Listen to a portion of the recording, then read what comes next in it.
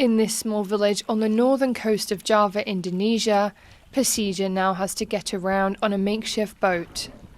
She's battling the rising tides that long drove out her neighbours in an area that was once dry. But determined to stay in a home of 35 years, she's not giving in so easily. The floodwaters come in waves, gradually, not all at once.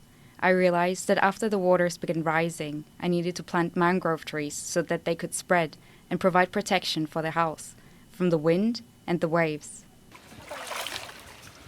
Pasijah says she plants around 15,000 saplings every year and has been doing it for the past 2 decades to protect her family home from the floodwaters.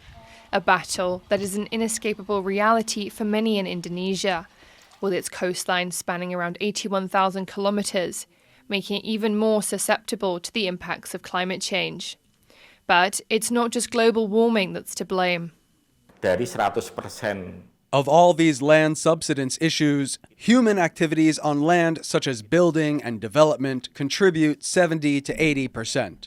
There have been multiple studies on this. The remaining 20 to 30% is caused by climate change. 10% of the mangrove forests along the North Java coast, like the ones Pasijah works hard to grow, have been affected by government developments like roads and highways.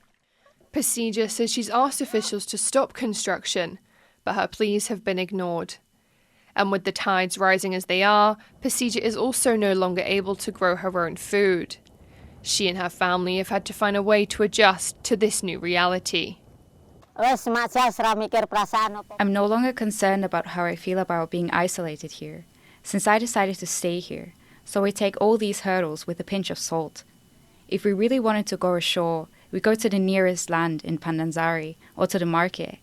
Once again, I have the intention to stay here, and my feelings for this house persist. With more than 17,000 islands, Indonesia is the largest archipelago in the world. To help defend against the threat of rising sea levels, the government here has promised a 700-kilometre seawall to protect the coastline. But with construction estimated to take 20 to 40 years, for now, these mangroves are serving as Pasijah's lifeline in her battle against the tides. Justin Wu and Issy for TaiwanPlus.